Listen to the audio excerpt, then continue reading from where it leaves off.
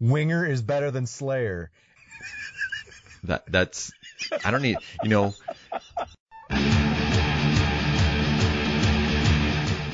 Welcome to Musing. Every once in a while, my brother George and I would have these conversations about music.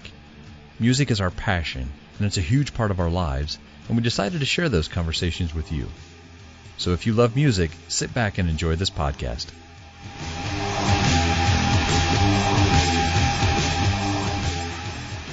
Welcome back to Musing. Got my brother on the line. How we doing?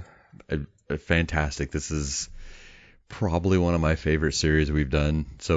I think it is my favorite series we've done so far with this podcast. It's the only series we've done, isn't it? I don't know. Is it? Maybe, possibly. It doesn't make you wrong if it's your favorite, but if it's the only one, that's we fine. Technically did the album challenge series. All right, that's true. Which is going to come back because I got another good one in my pocket. So, Speaking of pocket, in the pocket.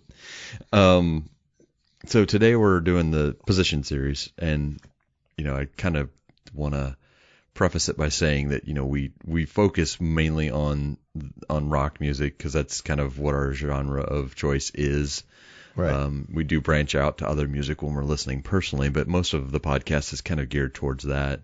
Wait, there's other music genres? Yeah, I know. It's the same with me. I get pigeonholed sometimes into that. But today we're doing bass. We did singers last time, and we're going to do bass this time.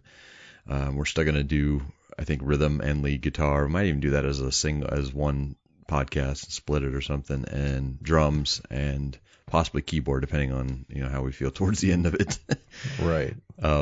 But I do have to caveat this one with my wife plays bass. She's been playing bass for quite a few years now, and I just got berated by my choices because she just did that offhanded, "Hey, who are you going to be talking about on your bass show?" And I knew that was a setup. I'm like, it's a loaded question. Yeah.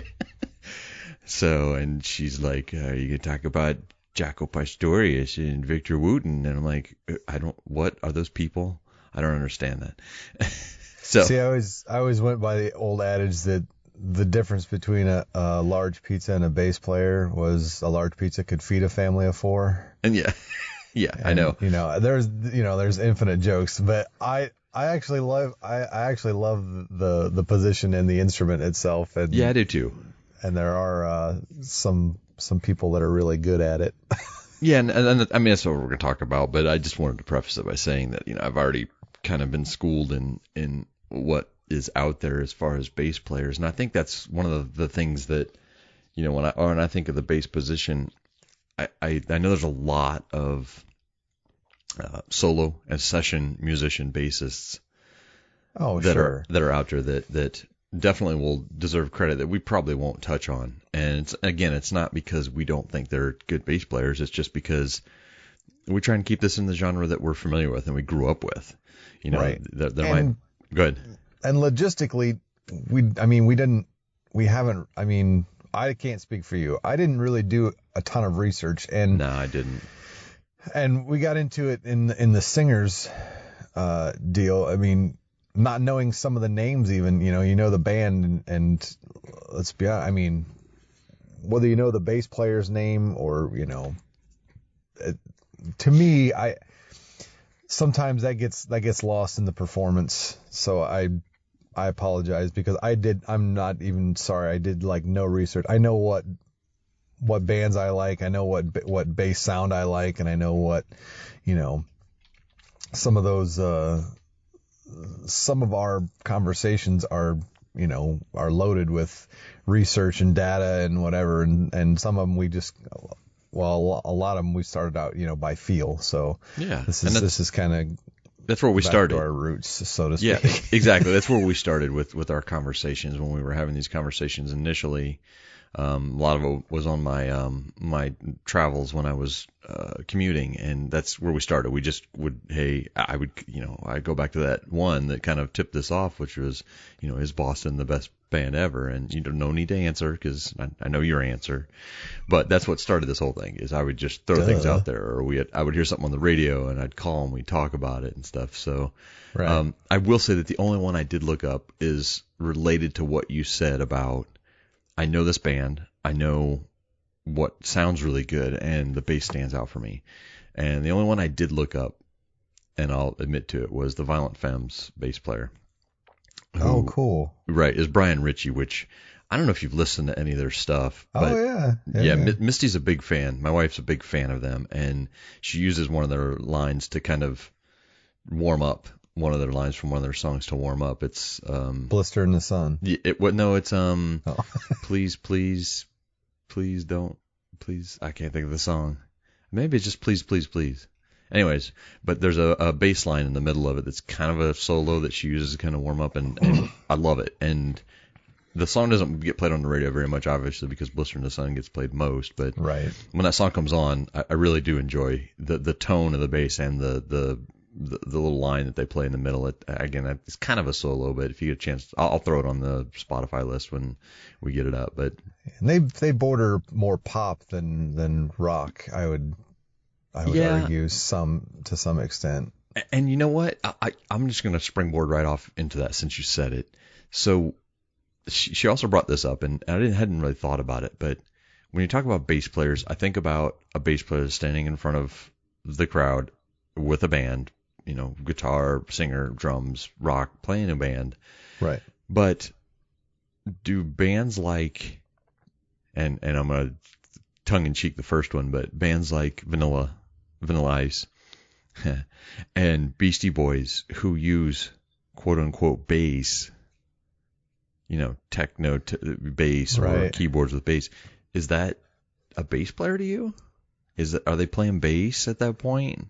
Yeah, I mean, I consider the rhythms, the rhythm section, even rhythm guitar to an extent. I mean, depending on the band, but I mean, the bass guitar, or bass as a, like, DJ Magic Mike, not so much. I mean, that's when you're dropping the bass, it's a little bit different than an actual bass line for a.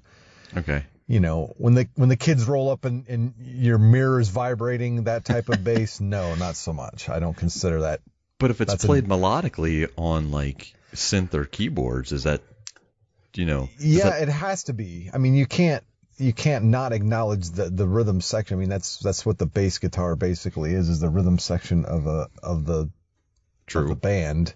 Other than, I mean, drums obviously, but I mean, you can have a band without drums. And I use the song. This is why we do research right here. Yeah. Yes, indeed. House of the Rising Sun by the Animals. There's no drums in that. Oh, right. There's a cymbal ride, but there's no drums. And yeah. But then you turn it around to bands like Royal Blood, who that drums pretty and much bass uses only. a bass only, Yeah. right? Drums and a bass. I mean, you basically got to. But see, that's different when you've got a 6-string or 7 or 8-string bass. I mean, it kind of then it blurs that line to me. Yeah. I mean, you're using that for the rhythm section and for the lead. So I mean. Well, then we talked about the singer being the front man last week, and I think I kind of took bass as the second choice because of that. Is that always pushed back? I mean, is it always something that? Not always. There's a lot of bands that have bass players for singers. True. But as a position, you just kind of talked about it a second ago. Is it something that can be missed? Can it be? Yes. Put out? I mean, because you can, I mean, with a rhythm guitar, you can, the lower chords, you can emulate that to some extent. I mean, if you don't have a bass guitar, you can,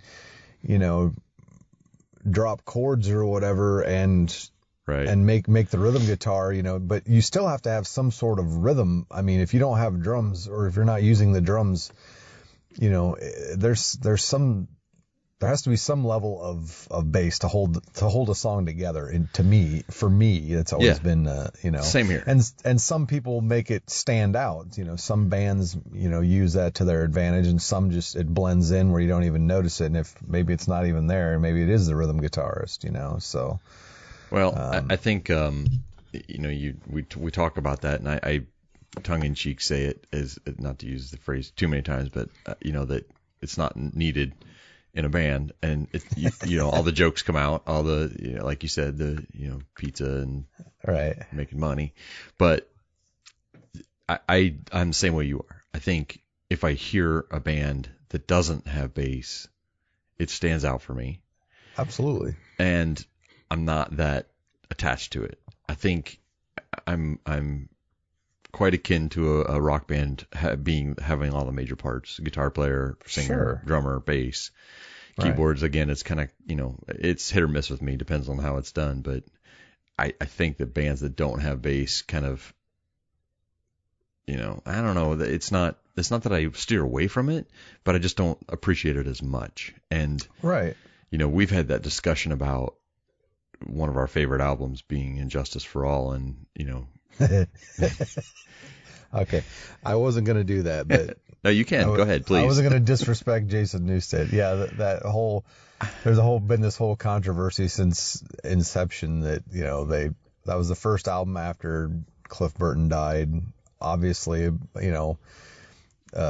listen to Anesthesia Pulling Teeth if you don't think bass guitar can be used as a hold that thought, because we're gonna come back to him as a weapon. But Jason Newsted, for all intents and purposes, edited out Jason Newsted's bass in the final delivery. That's what the word is. I mean, I've listened to that album hundreds of times, maybe, and it's debatable.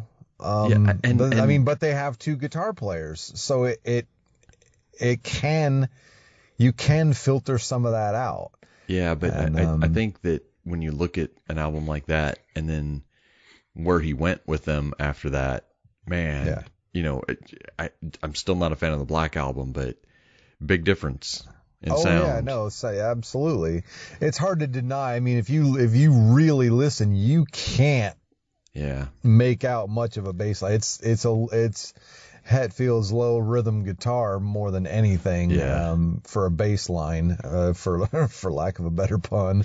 But it's definitely noticeable. But to me, that album, do you discredit? I think it's one of the best metal albums made. Agreed. And do you discredit that? No, because they edited out the bass. But I'll tell you, sorry, I'm laughing, but no, you're laughing because that's true. I mean, when you look at that album in its place in history as well. I mean, Black totally eclipses that album for some reason. I'm not about sales, but let's skip back to what you said. You talked about Cliff Burton and Anesthesia and Pulling Teeth, and we kind of grew up watching that old rock video station. Well, that rock video station in Tampa that we used to watch, and they would play that constantly. But he was an amazing bass player. There is, when you look at guys like Geddy Lee and Flea and those guys who were standouts, Cliff Burton was in their ranks, and better. Yeah, and cut off way too early. I mean, that was tragic too. Yeah. It's what, mid-20s? 7, maybe. No, maybe not even that old. Let me see, 62 to 86, so 24 years old. Yeah. Yeah, so huge loss that could have been, could have went anywhere. Sure. Because he was. You can say that about a lot of artists, musicians, but. Yeah, but I think his raw talent in a spot that didn't have a lot of that. Like, when you look at people like Geddy Lee, who, is an amazing bass player, no doubt about it. Sure. A lot of their music, the bass stands out, and for a good reason. But absolutely, that was probably the only really big standout front man bass player that really kind of put bass on the map. Yeah, I mean, I would not by talent by any stretch of the imagination, but Slayer's their singer plays, or their bass player sings. How are you? Right.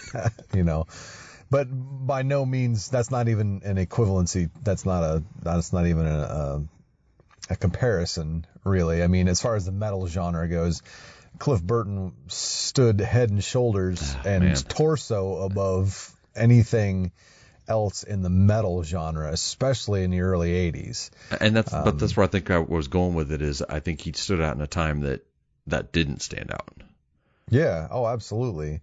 And in a genre that it wasn't meant to stand out. I mean, right. Early 80s, when thrash metal was forming or cutting its teeth, it was about that guitar. It was about that shredding guitar and the driving rhythm. That galloping, how fast can you play, and it was just, and double and quadruple kick bass and stuff like that. Those, getting to be coming into fruition, but Cliff Burton was an anomaly. He didn't make sense in that genre. He fit in, but when they wanted him to stand out, he stood out again light years above anything else in that pool. Well, but then you also take somebody like Lemmy, who was actually kind of an influence on Metallica anyways. Sure. And Cliff Burton, and I assume that he probably pulled a lot from Lemmy's idea of music, and another pioneer in that spot, right. for standing out, for bass standing out. I mean, you're going to have guys like Geddy Lee and Flea who are the bass is going to stand out in songs because they're pretty popular. I mean, Flea's a good player. Don't get me wrong. He is, top of the list. You have to be, I was going to say, he has to be mentioned at least in the top 5, if nothing else. And I think, I was trying to think of, guys that stood out that didn't play well, but the bass just stood out. But it's hard to find that. It's hard to find, it's kind of like that. It's either in your face and you can hear it and it's amazing, or it's just mediocre and it's there. And I think the guys that stand out in that spot stand out for a reason, because they're good at what they do. Take somebody like Billy Sheehan, who has notoriously played with people that were amazing rock stars, Steve Vai and David Lee Roth, but his bass still stands out because he is an amazing bass player. Sure. No, absolutely. And I don't know, maybe to beat you to the punch. I mean, my all-time standout has been Les Claypool. Oh, right. Because the difference between, yes, he sings also, but he's on he's on a different level, or on a different planet because the music is so quirky, but there's the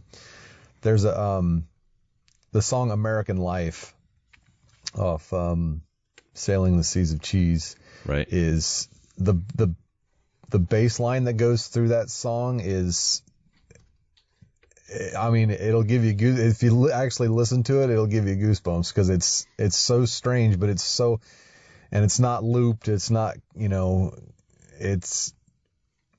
he's always blown me away. The first time I heard Jerry was a race car driver, I was like, wow, that guy's, out there. But that song actually got some radio play, and I think that, he's got, numerous side projects too, but Les Claypool always stood out to me. You mentioned Flea. Yeah.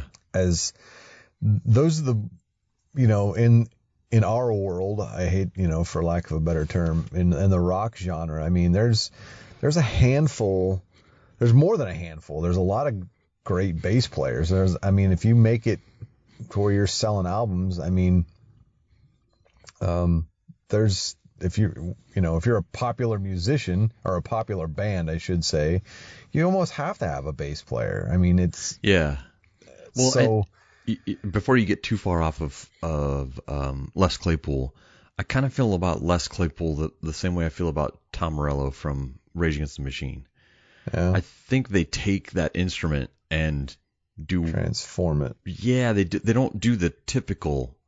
I'm playing guitar, I'm going to play chords, I'm going to play lead, I'm going to do a rhythm. And I think they take that idea of a musical instrument and change it through either electronics or effects or, just experimenting with the guitar.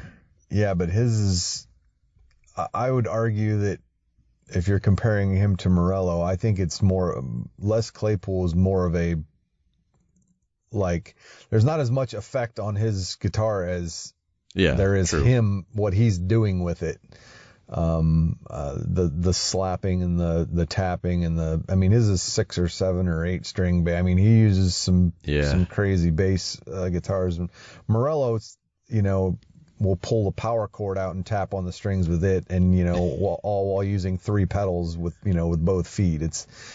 To me, it's different, and I don't want to get too much into lead guitar either. But and I guess it was more just how they changed the sound. I can definitely, that's a straight line. I can see how you do that, but it's to me, Les Claypool has always been something different, and I think wanting to be different has forced him into a kind of an there are a lot of Primus fans, don't get me wrong, and Sausage and whatever, but there's a lot of disdain for the comedic part of Primus. But when he did when they covered NIB and had Ozzy singing, the bass in that song kind of transformed that song into something a little different, and it showed the quality of the musicians that are in Primus, let alone Les Claypool's ability to adapt to something I'd hate to say more normal. Well, but I think there's been a lot of bands that have adopted that fun, joking attitude and got by with it. Even AC/DC kind of started with a lot of those silly type songs, and ZZ Top. There's a lot of innuendo. There's a lot of Cake has kind of had some fun stuff to play with, and I don't know. For me, I kind of think of there's a couple names that I had in my head, and as soon as I heard or thought of the names, a bass line came to my head, when you talk about Thin Lizzy. Sure. Oh yeah. The Boys Are Back in Town. That little bass line in between the guitar riffs, it just stands out. Go ahead. No, I was gonna say Iron Maiden's the same way for me. Yeah, exactly. That's where I was gonna go next. Because he almost when we did our guitar solo things, there was my number one. Because the bass in that song actually mimics the guitar solo. He actually starts off with a bass solo, more or less, in Wasted Years. And he's the patriarch of, or more or less, of that band anyway. And that to me, that stands out as, the bass line, that the bass actually carries that band, I think. But obviously Dickinson's vocals, which didn't get mentioned. That's a good all-around band anyway. I'm gonna put that up as the number one rock band. Boston's gonna have to go away. We're just gonna have to. We can probably argue that one again. That's a valid argument. Don't get me wrong. I don't know how hard I'd fight you, but no, there's a, like you started to say, there's a level of when you think of certain bass players, you think of certain songs or certain rhythms. Come on, Another One Bites the Dust. Absolutely. You can't have that song without Deacon playing that line. Right. Exactly. Or Under Pressure.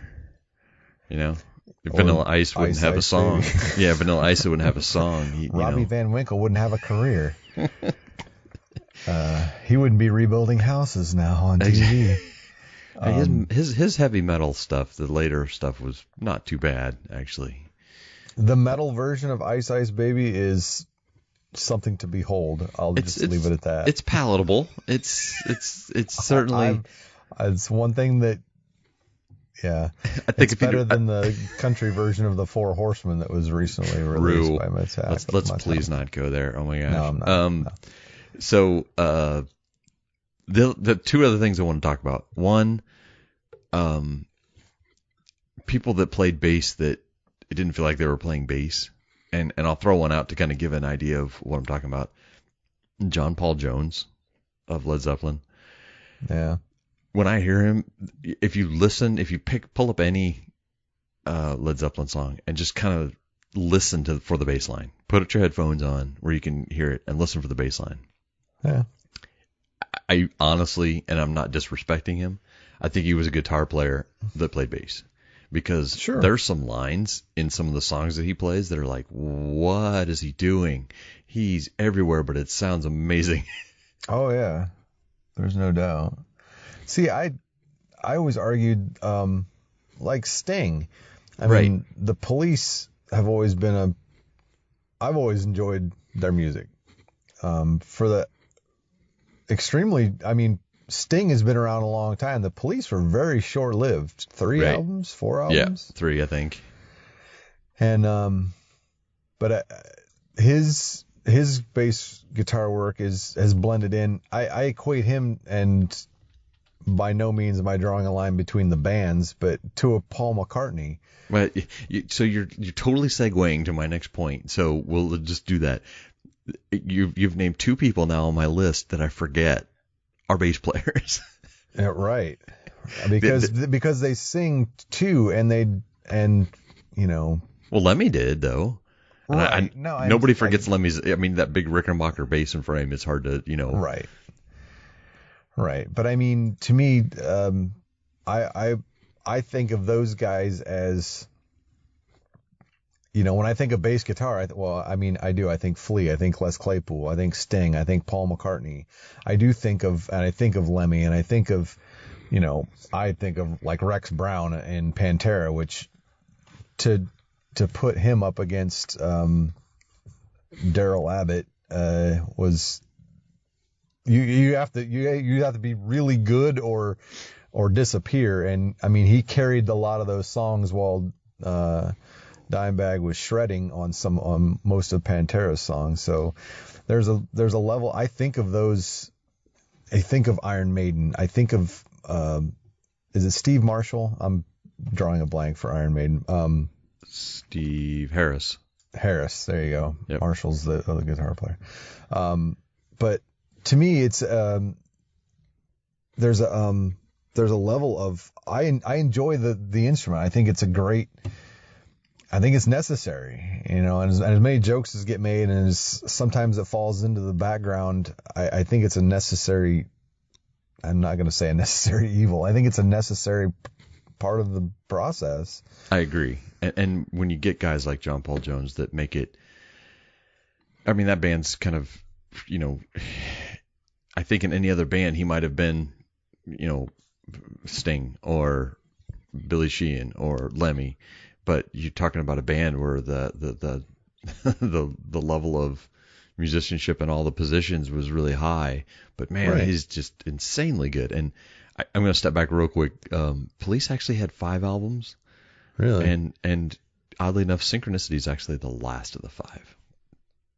I knew that. I mean, he basically walked away and did solo stuff at the peak in 83 or whatever, 84 or something like that. And I will add that back to that, I always forget their bass players. The only other one that I always forget was Jeff Beck.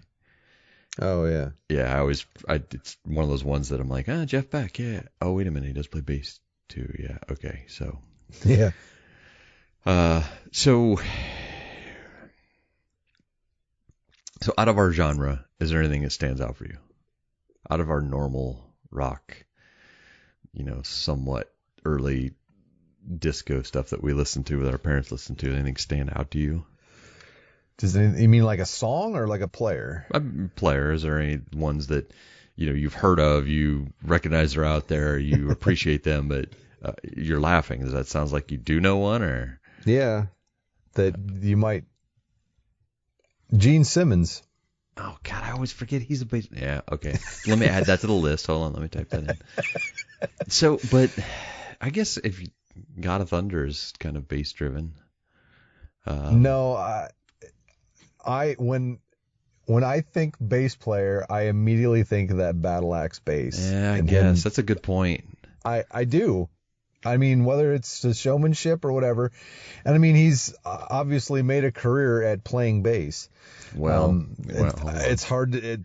He might not be Les Claypool or Flea, but he's most certainly a talented musician and singer and performer. Okay, man, you're using a lot of words for Kiss right now that I'm not comfortable with. Hold on, I need an adult. That's why I laughed. But when I think of when you just asked that question, what do you think of something that stands out? Gene Simmons. I'm not arguing that he's a bass player in one of the most popular bands ever, but to say he got famous playing bass is a little bit of a push. Okay, yes, that sentence maybe they got famous wearing makeup. Right, that may be stretching it, but they've had a lot of great. I mean, have you heard Rock and Roll All Night? Because yeah, I know, but I'm not arguing. I'm not going to argue with you about Kiss. I'm not. I mean, I'm a Kiss fan. Look, hold on. I am. So am I. It's got a place in rock. I appreciate it. I actually like listening to some Kiss songs. Not the ones that play on the radio. I like listening to some of the deeper stuff. But you're using a lot of words I'm not comfortable with. Well, again, I am a fan. I don't think that they should be paraded around as, they are what they are. Yeah. And maybe it is the salesmanship that, because of what they are or how they've been presented makes me think of that. The question you asked me is, what do I think of when I think of, true. I think of that half battle axe bass, and I think of, him, spitting blood, over his little bass solo gimmick there. And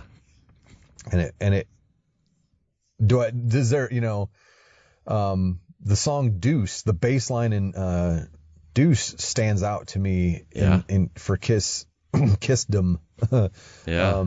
It's a great driving rhythm. It's a great song. I love, that's maybe top 5 of Kiss songs for me. I really like that song, and the bass line stands out. And it's kind of funny you'd say that, because I'm going to mention one of their songs where the bass line stands out for me. It's going to transition into the last thing I want to talk about, which will be related to the bass players as we're weird. I Was Made for Loving You. Sure. Has a good, nice disco. driving bass line towards the disco, end of it. though, bro. Yeah. But that's what I was going to say is, I know we've talked about this before. We've talked about, our roots with our, everybody kind of has what their family listens to. Like Max right now, my son is listening to Led Zeppelin. He's in love with Led Zeppelin right now. And it's because of me, obviously, because I've influenced him on that, and I listen to that on the radio and stuff. And our parents were listening to disco and to, 60s folk and gospel and, a lot of traditional stuff that they grew up with. Yeah. So for me, one of the standouts that I kind of drift to occasionally is Bootsy Collins from James Brown. A lot of that disco and 70s, driving music was built on bass and was built on a heavy bass line. And George Clinton, Brick House, Brick House, you can look at that song and go, wow, that's bass. That's what bass is supposed to sound like. And well, disco was very bass driven. Yeah, exactly. The whole genre was very, very, very heavy. That rhythm, because you wanted to dance. I mean, it had to be rhythmic, and it had to be, a lot of those songs are 7, 8, 10, 12, 15-minute songs that are they're just continual, that bass. But that. Go ahead. I didn't want to skip that. I didn't want to skip that because it's part of. Oh no, there's no. Well, I think we do get into that rock genre attitude on a regular basis, but we did grow up with that. We grew up listening to, because of what our time frame, A, and B, that our parents actually listened to some of that music too, like ABBA and that type of stuff. And it was heavily bass driven, like you said. It was a lot of slapping and finger picking, and it stood out. It actually stood out quite a bit. And I think disco was very rhythmic. Yeah, exactly. And I think a lot of some even rock musicians have dragged that into what they do. if you look at guys like Billy Sheehan and stuff, and Sure. even if you listen, I actually I've been listening to Royal Blood a lot again lately, and if you kind of listen to some of their bass lines, it resembles a lot of that almost funk feel. And I know they're trying to stay in rock genre, but if you listen to some of it kind of drags in a little bit of a funk feel. Oh, absolutely. Into their music, and you can't deny the influences in like blues in rock, and even Kiss did a pretty much a disco album with a Dress to Kill. We always do this. It's whatever one has. I Was Made for Loving You. Yeah, right. Again, sorry, not the ultimate Kiss fan. Fan, yes, not the ultimate fan, that's for sure. But regardless, there's always every genre, that bleeds over. I mean, we talked about Roy Clark, being heavily country-esque, but he was an Olympian athlete at the guitar. I mean, he did and classical guitar. I mean, like really classical guitar and banjo and so on and so forth. But there's a level of you have to be able to drag your influences in, because if you and I started a band, I mean, it would be an eclectic mix of. Oh boy, we need to have needs to be a podcast right there. From disco to death metal, we would have it would definitely be a cornucopia of what the hell was that? I'm sure. So yeah, exactly. I'm regardless of whatever I say on this, I can mention all the names that she wants me to mention, but my wife's still not going to be happy with this episode, and it's probably the only episode she's actually going to listen to. I love my wife to death. She says she loves what I do, but I don't think she's listened to but 2 episodes, and I think I forced her to listen to them, but this is going to be the one she listens to. So if I didn't mention the one she wants, I'm certainly going to be berated for it, but I'll mention the one she wants then. I already kind of did, but I don't know who they are. When she mentions the name, there was 3 names she mentioned right in a row that I'm like, you're saying words. All right, quickly, what 3 names? Let me see if I can get it. So I looked them up because I actually typed in just a few seconds ago top greatest bass players. On the top of the list are 2 of them, and it's Jaco Pastorius and Victor Wooten. Yeah, I got nothing.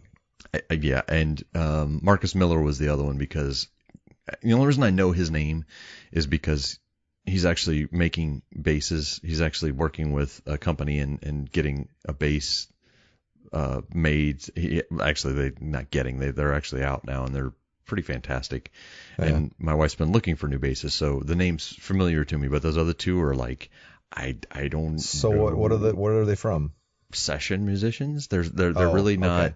I mean, they've played with famous people.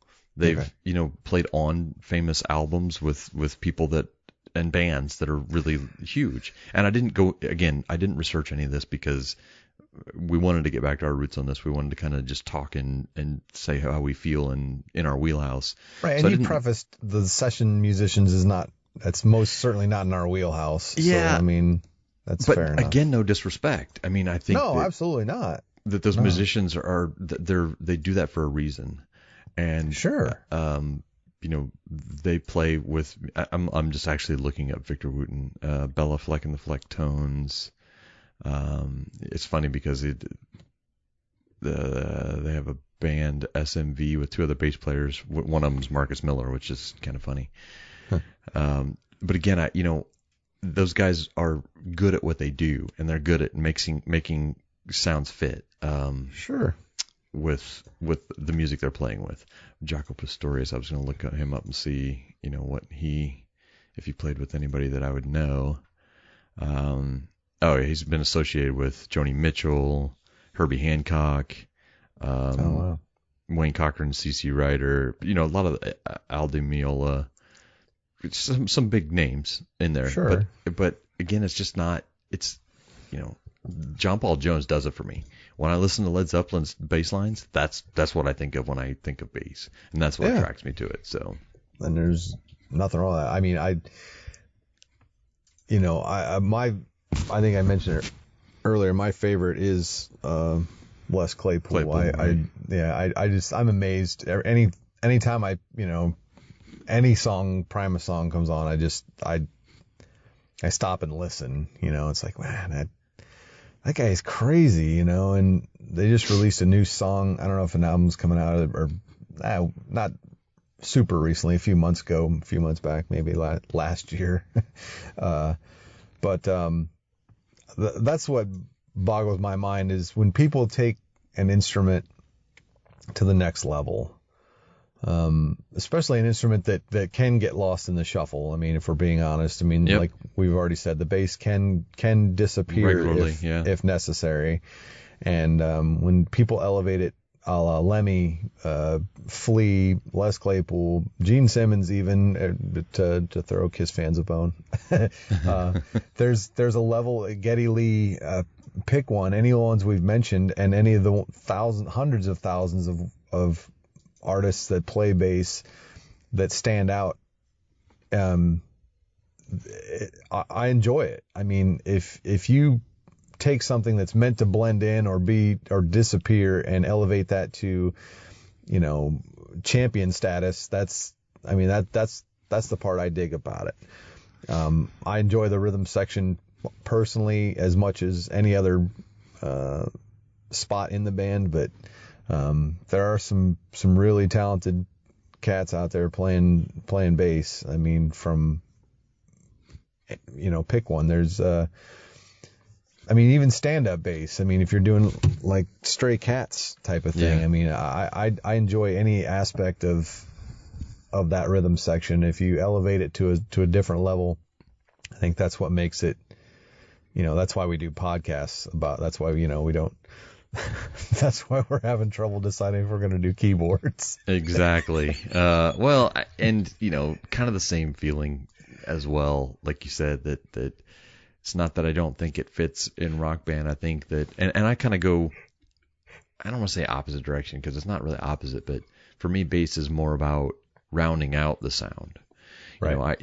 Again, I'm not putting your side down or anything. I know that the bass attracts you because of the standout. For me, it's more that it's there, and I appreciate that it's there, and I want it there. It's just I don't recognize it. There are guys that stand out that I love to hear, but for me, bass rounding out the song is what I look for. So sure, and that's what it's for. Yeah, to fill out the rhythm part of it. So I have a parting shot. Awesome. And I was going to ask a question lead up to it and see if you could guess it, but I'm just going to do it because it's too easy for me to do it. He's played with a famous musician before, but how about Kip Winger?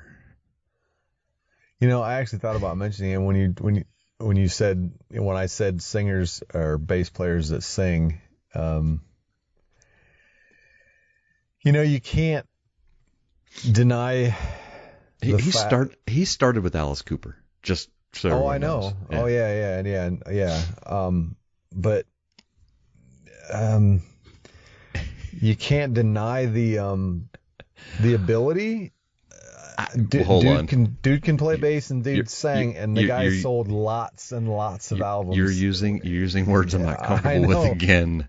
I know. But hold on. Lots and lots of albums. Man, stop. You're using way too many words for Kip Winger. Stop. So he also co-wrote some songs with Kix on Midnight Dynamite. And I know. I'm not saying it's kind of like I feel about him. As we're making comparisons, I feel about him the same way I feel about Gene Simmons. That's what I was getting to. That's a straight line too. Yeah, that's a really straight line. It was at a time when, how did we put it last time with the singers, the pretty guys? As I say, he was a pretty man. A man sold a lot of albums on his face. That's for sure. Well, and again, I'm not taking away that he doesn't know how to play bass and that he has a talent in his instrument, but Winger was. But let's be honest. I mean, their biggest hit was about pedophilia. I mean, she's only 17.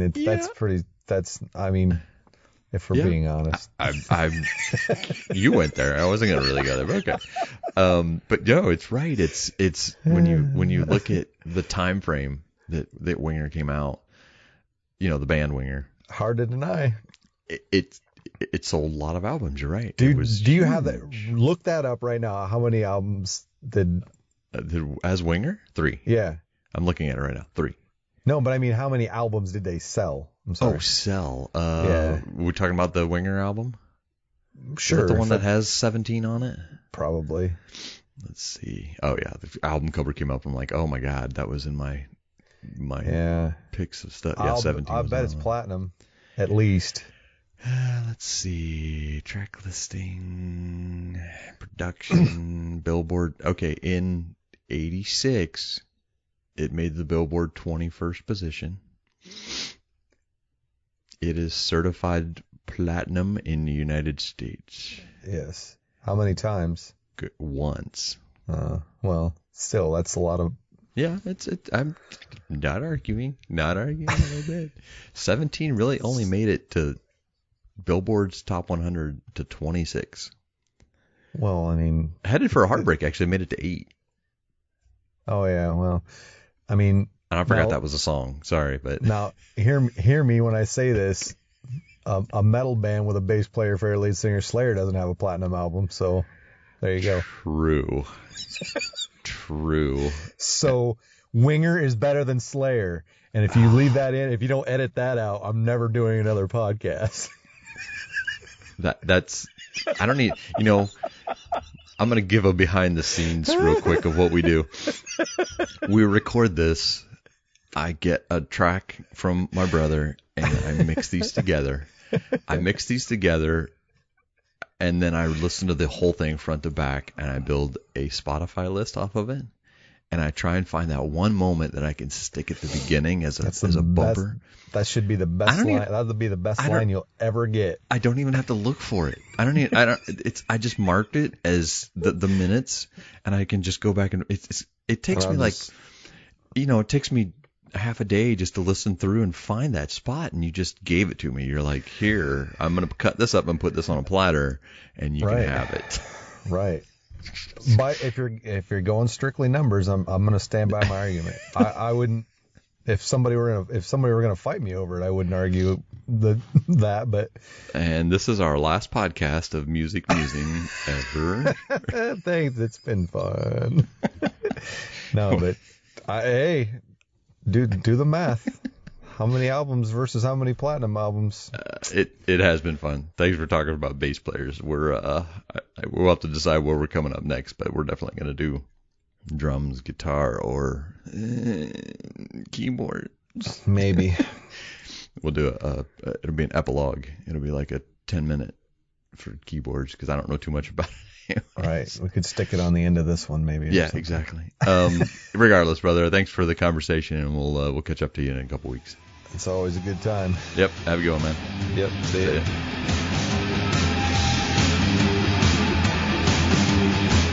We want to talk to you about music, so reach out to us at musicmusingfeedback@gmail.com.